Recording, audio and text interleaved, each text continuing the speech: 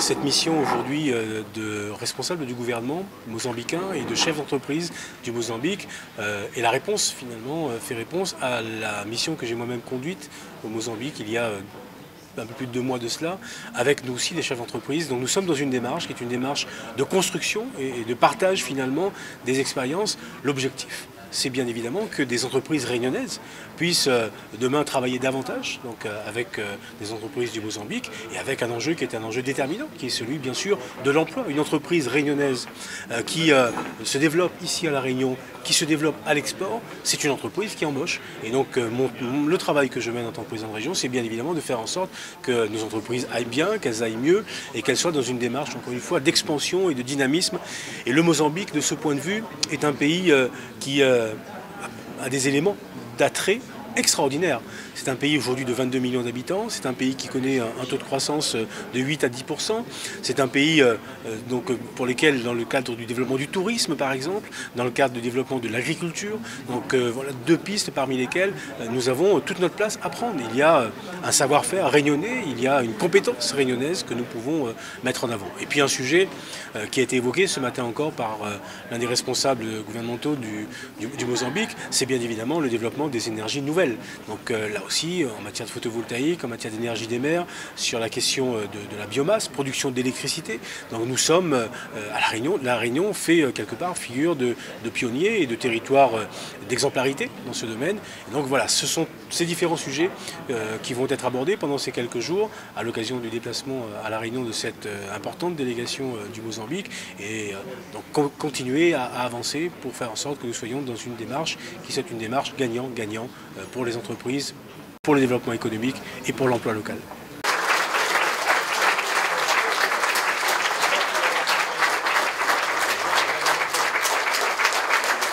L'Ordre national du mérite qui a été décerné au président de l'UDIR que je suis. Et ça paye parce qu'on se rend compte aujourd'hui, ça paye au niveau de l'estime, au niveau de l'amitié, au niveau de la solidarité, de voir tous ces amis qui sont là, les jeunes, moins jeunes. Et ça fait plaisir, ça encourage en fait de continuer l'action qu'on a commencée en 1978. Et donc plus de 34 ans après, il faut continuer à se battre pour la littérature réunionnaise. Moi, je pense qu'à travers cette médaille de l'Ordre national du mérite, c'est un sentiment de solidarité qui est récompensé parce que nous avons été très nombreux à travailler au niveau de l'UDIR pour la promotion de la culture, de la langue, de l'histoire de La Réunion. Et je crois que c'est un exemple à ce niveau-là, au niveau d'un groupe de travail autour d'une passion. Une passion pour notre île, pour tout ce qui fait les richesses de notre île, les richesses humaines, culturelles. Et je crois qu'il faut qu'on continue dans ce sens-là, parce que rien n'est gagné. Comme l'a dit M. Antoine Gallimard, c'est la diversité dans l'adversité. Il faut continuer à se serrer les coudes, à se battre pour pouvoir avancer davantage dans l'océan Indien, dans la France et dans l'Europe. Oui, je crois que la maison a publié des ouvrages très connus, très célèbres, notamment Le Petit Prince de Saint-Exupéry ou L'étranger de Camus. Mais je pense que ce qui est la grande caractéristique de cette maison d'édition, Gallimard, c'est pas de faire des best-sellers, mais de faire des longs-sellers.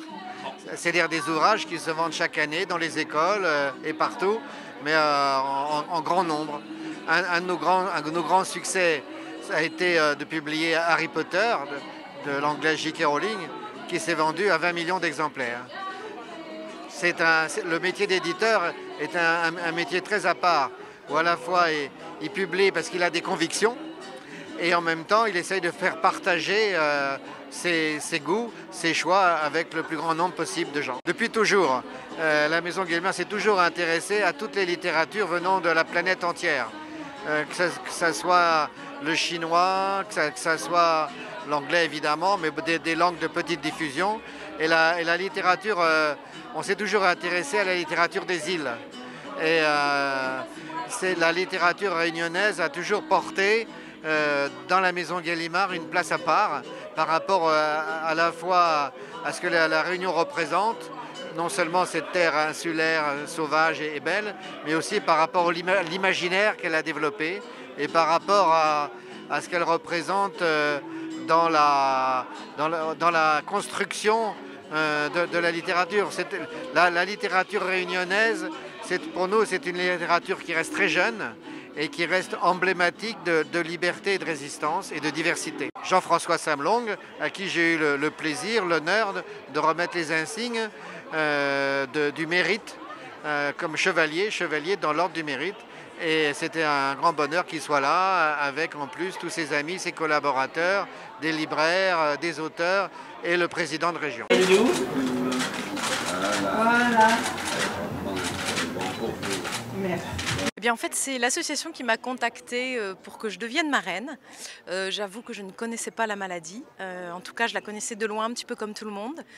C'est un terme qui faisait un peu peur. Donc, avant d'accepter, j'ai voulu rencontrer une famille qui se bat contre cette maladie, ou en tout cas, du moins, qui essaie de vivre avec. Et j'ai été touchée par une force, un courage de la part des aidants, donc les gens qui accompagnent les malades.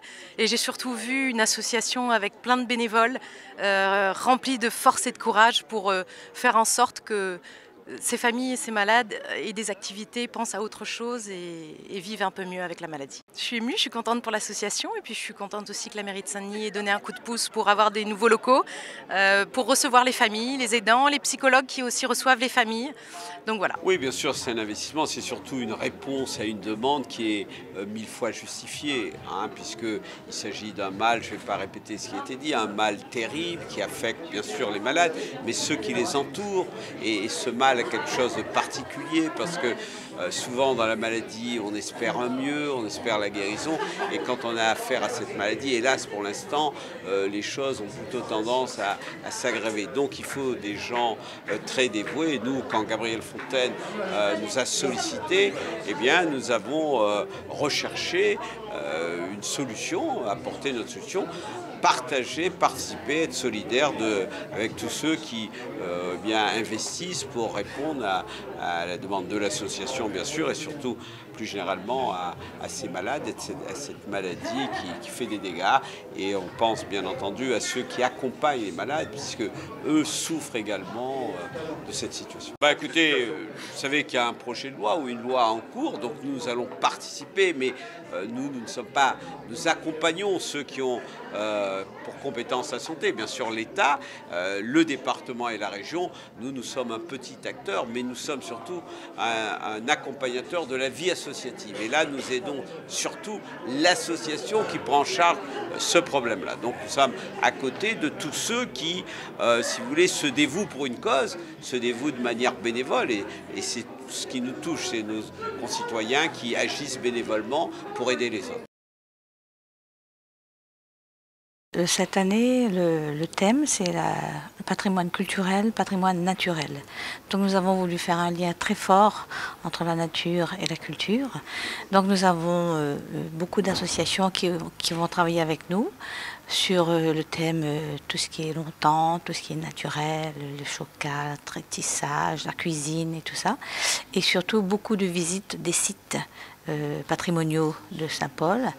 Nous avons cette année le site de Bellevue que les gens ne connaissent pas forcément. Il y a un programme très chargé, très riche, et j'invite les gens à venir découvrir le patrimoine saint-paulois. Et il ne faut pas oublier non plus que Saint-Paul est ville d'art et d'histoire, et nous allons aussi travailler là-dessus pour garder ce label et le faire l'honorer et en faire quelque chose de bien, de beau. Ce sera du samedi 20 et dimanche 21 septembre. Ça se passera à Tour des Roches. Il y a un endroit magnifique où il y aura des exposants, il y aura des visites guidées, ça commencera du Bernica jusqu'à la Villa Rivière, qui est une villa nouvelle aussi, que les gens vont découvrir et qui est magnifique, qui date, dans laquelle on a des meubles de la Compagnie des Indes, une décoration magnifique.